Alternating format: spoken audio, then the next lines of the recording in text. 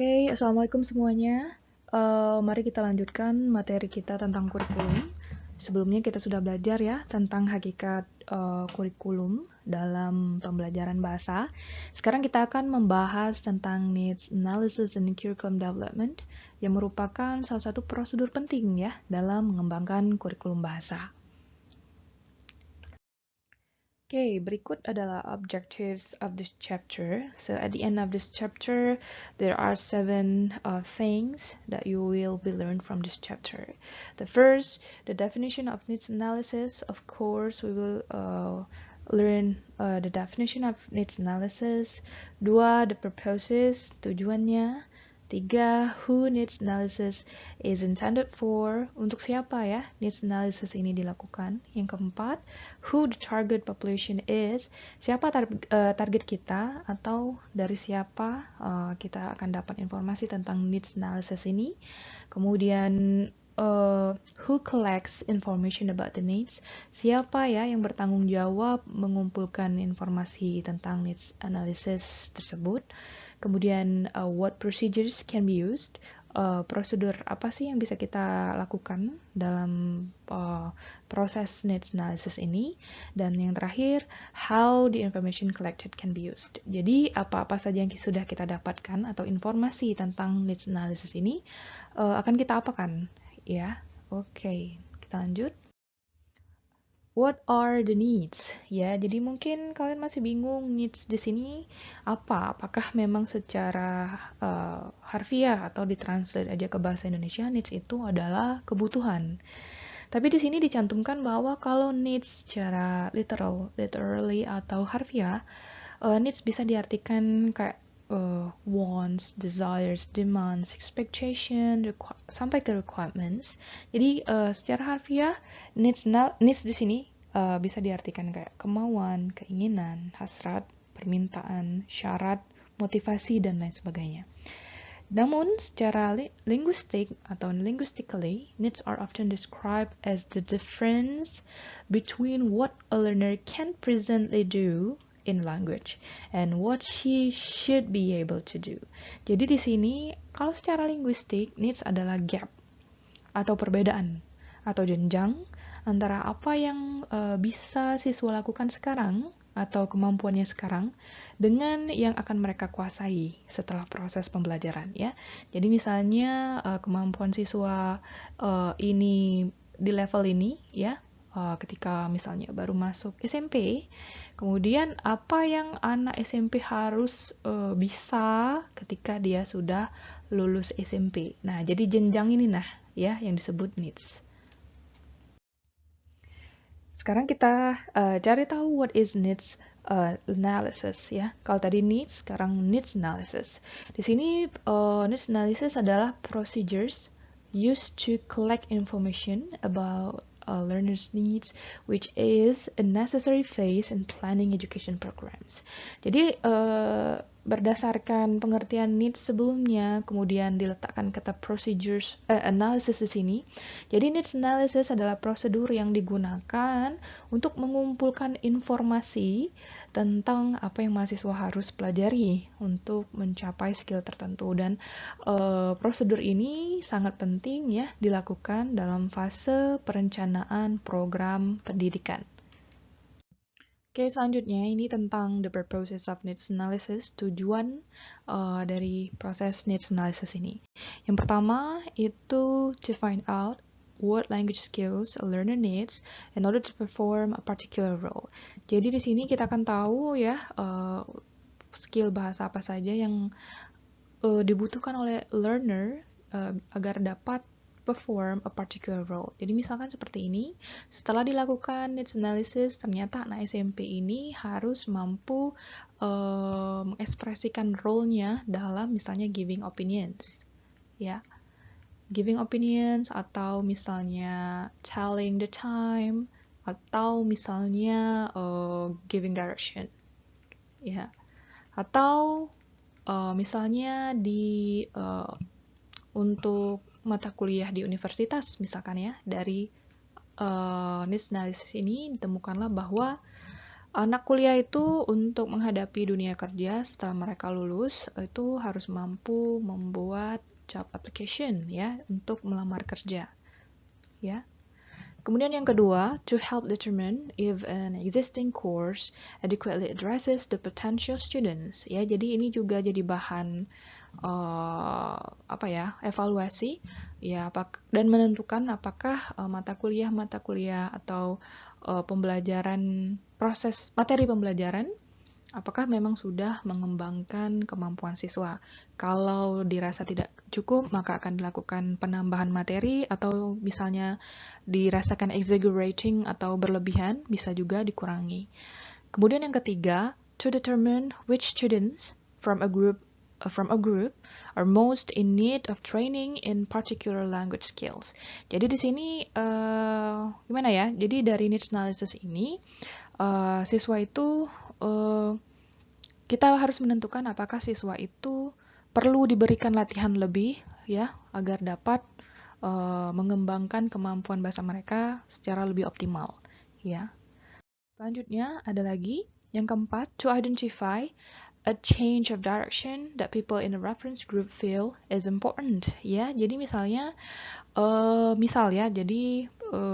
anak bahasa Inggris misalnya anak PBI ini harus mampu misalnya setidaknya memahami 16 tenses ya. Kemudian 16 tenses ini bagaimana caranya harus dipelajari satu semester misalnya. Ya, satu semester saja. Namun misalnya setelah dilakukan needs analysis di pertemuan ke-8 ternyata siswa itu banyak tidak paham.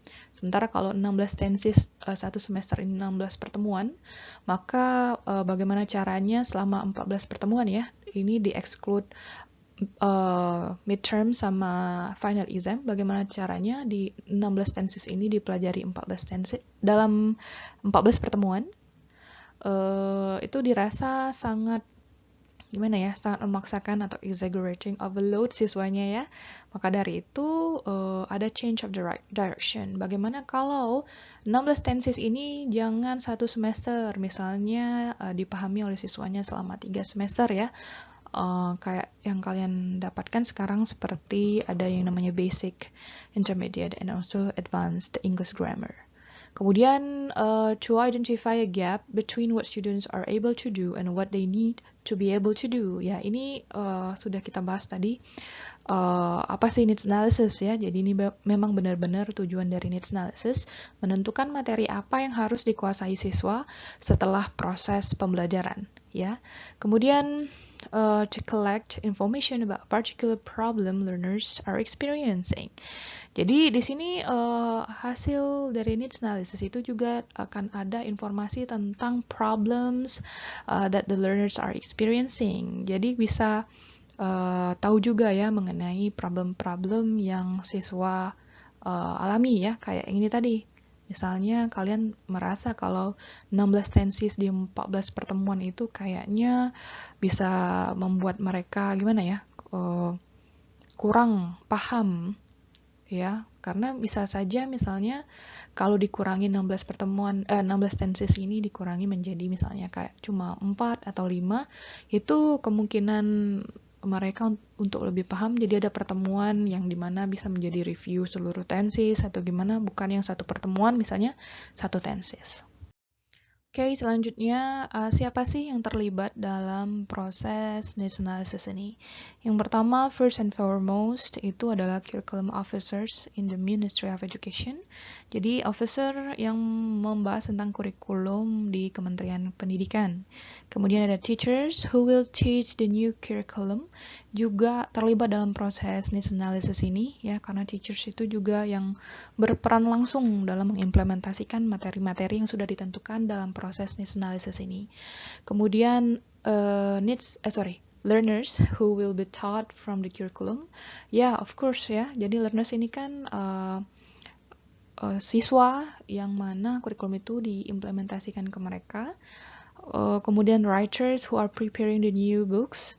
Of course ya. Jadi misalnya ada buku pegangan yang digunakan oleh sekolah-sekolah ya, itu juga terlibat dalam needs analysis. Jadi setelah mereka tahu apa saja sih ya skill-skill yang dibutuhkan oleh siswa level tertentu, misalnya SD, SMP, SMA, kemudian mereka harus menentukan materi-materi apa, menentukan dan mendesain ya materi-materi apa, atau reading text macam apa, speaking activity atau listening activity bagaimana yang akan dimasukkan ke dalam buku mereka. Kemudian ada testing personnels who are involved in developing end of school assessments. Jadi testing personnels yang mengembangkan tes atau ujian akhir ya. Dan sudah barang tentu terlibat ya karena informasi yang didapat dapat menjadi acuan mereka dalam pembuatan soal. Kemudian staff or tertiary institution. Jadi tertiary institution ini maksudnya level lanjutan, institusi lanjutan ya dalam or higher education ya yang merancang materi lanjutannya seperti analisis yang didapatkan dari anak-anak SMP itu bisa dijadikan acuan untuk merancang materi untuk anak SMA. Kemudian needs analysis yang didapatkan dari anak SMA itu juga bisa menjadi acuan untuk materi-materi siswa universitas atau mahasiswa. Oke, selanjutnya ini tentang target population. Target population in the process of needs analysis refers to the people about whom information will be collected. Jadi target populasi ini maksudnya dari mana sih informasi tentang needs atau ya needs analysis ini didapatkan. Yang pertama itu dari policy makers. Jadi policy makers ini juga policy ini kebijakan yang membuat kebijakan misalnya kayak presiden, kementerian ya. Kemudian ini Ministry of Education, Kementerian Pendidikan, kemudian ada teachers, students, academic employers, vocational training specialists, and even parents ya. Oke, selanjutnya tentang administering needs analysis atau how to spread ya the process of needs analysis. Yang pertama itu bisa dalam bentuk kuesioner ya, jadi penyebaran kuesioner. Kuesioner ini bisa diberikan kepada siswa atau bisa diberikan kepada guru atau dosen ya atau kepala sekolah atau kaprodi dan lain sebagainya. Kemudian ada self-rating, ini sama saja sepertinya ya kayak kuesioner karena ini hanya memberikan respon jenjang antar 5, 4, 3, 2, 1 atau sering disebut Likert scale ya. Nanti kalian akan pelajari ini di mata kuliah statistik atau proposal nanti ya, research proposal. Jadi misalnya ada statement 1 misalnya, saya sangat suka dengan materi yang sudah disampaikan guru saya semester yang lalu misalnya ya. Di sini ada strongly disagree, ini disagree, netral, agree dan strongly agree ya. Jadi di mana posisi mereka ya, self rating mereka terhadap statement tadi. Misalkan dia ada di poin 4 ya. Kemudian ada yang berupa interview ya. Jadi ini kuesioner, ini interview bertemu langsung misalnya guru, siswanya, parentsnya itu ditemui langsung, kemudian ada proses wawancara di sana. Kemudian yang berikutnya adalah meetings. Seperti misalnya sekolah mengadakan pertemuan antara guru misalnya dengan orang tua siswa ya. Jadi di sini misalkan ada timbal balik informasi, misalkan guru menanyakan tentang kesulitan siswa dalam belajar ketika di rumah seperti itu. Kemudian orang tua juga mungkin mengungkapkan tentang harapan mereka akan anaknya ya, kemampuan apa saja sih yang ia harapkan anaknya bisa lakukan. Selanjutnya itu bisa via observation ya. For example, misalnya ada policy makers atau curriculum officials itu bisa datang ke sekolah misalnya, kemudian melakukan observasi ketika proses pembelajaran berlangsung ya. Jadi ketika siswanya lagi belajar bahasa Inggris, kemudian diobservasi baik siswa atau gurunya, misalkan ada temuan ternyata siswa itu kesulitan, banyak kesulitan ya dalam menyampaikan ide speaking ya, atau ditemukan banyak kesalahan dalam listening ya. It is the objectives of doing observation. Kemudian collecting learner language samples. Jadi misalkan tadi ya, ada siswa yang ditemukan banyak sekali kesalahan dalam listening atau tidak terlalu lancar ya dalam speaking. Kemudian ditemukanlah ada misalnya 15 siswa yang seperti itu.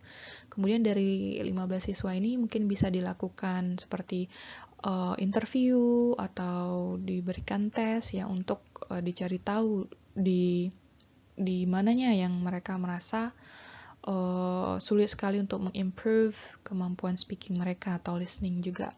Kemudian task analysis, jadi misalnya kayak guru, siswa itu diberikan task atau kayak tes ya, dan dari hasil tes itu bisa dilihat apa-apa saja dari sisi guru, apakah materi yang sudah ada ini terlalu sulit untuk diajarkan, sementara kalau dari siswa, apakah siswa mudah menyerap materi kalau materinya dibuat level seperti itu. Kemudian kalau case studies ini lebih ke penelitian ya. Nanti kalian akan mempelajari case studies atau studi kasus ini di mata kuliah research. Jadi ada seorang peneliti yang meneliti tentang speaking anxiety ya atau kecemasan ya. Kecemasan siswa dalam speaking. Jadi fokusnya untuk mencari tahu faktor apa saja sih yang membuat siswa itu gugup dalam dalam berbicara bahasa Inggris ya di kelas.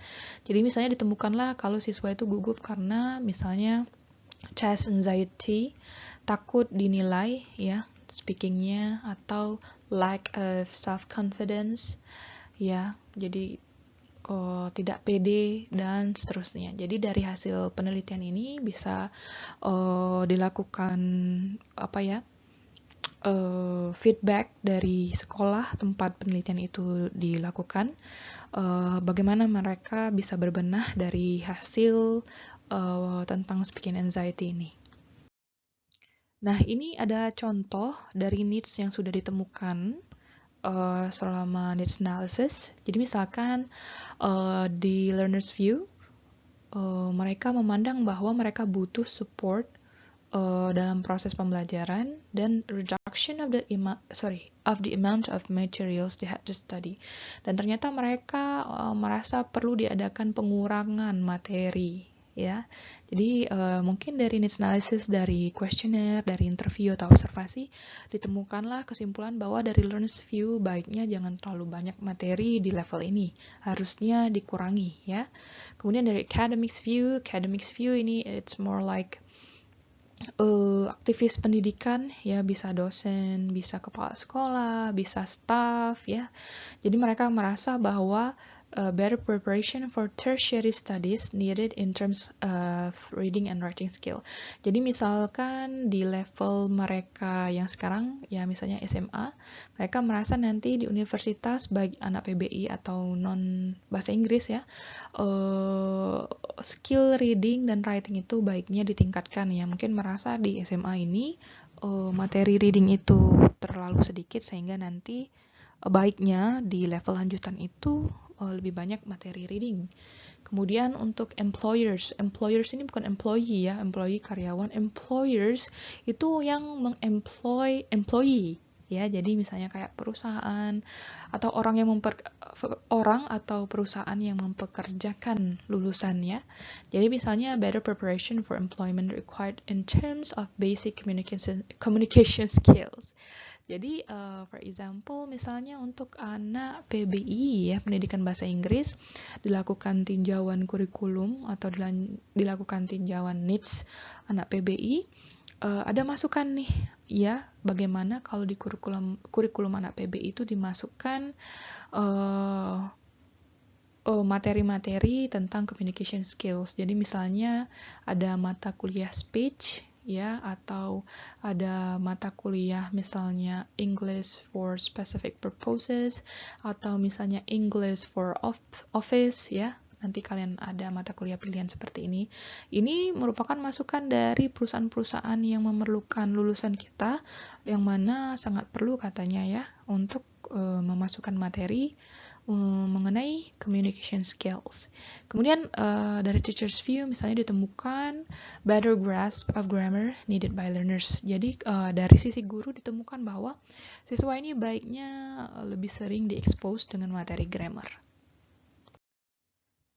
Lanjut, using the information obtained. Jadi ada contoh tadi ya, kira-kira informasi macam apa yang didapatkan selama proses needs analysis, dan informasi itu harus kita apakan. Jadi yang pertama, needs analysis tersebut, hasil dari needs analysis tersebut bisa kita jadikan pedoman kita ya, apakah program yang sudah ada itu bisa ditinjau ulang, mau dilanjutkan atau tidak ya. Kemudian bisa juga as the basis of planning goals and objectives for a future program. Jadi apakah harus membuat program khusus?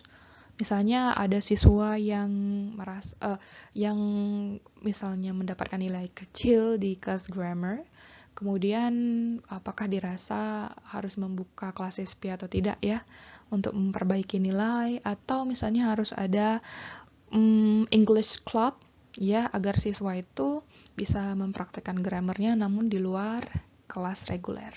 Kemudian yang ketiga, as the guidance to develop test and other assessment. Ya, benar ya. Jadi bisa menjadi basic source atau pedoman untuk mengembangkan tes atau assessment. Ya, kemudian as the basis for developing a syllabus and teaching materials, dan juga menjadi basis developing a syllabus and teaching materials ya, seperti contoh dari sisi employers tadi katanya baiknya anak PBI itu harus bisa communication skills setelah lulus. Maka dari itu di silabus itu harus dicantumkan mata kuliah yang mensupport skill komunikasi siswa PBI. Okay, I think that's all for today's video, which talks about needs analysis. Thank you so much for watching. Wassalamualaikum warahmatullahi wabarakatuh.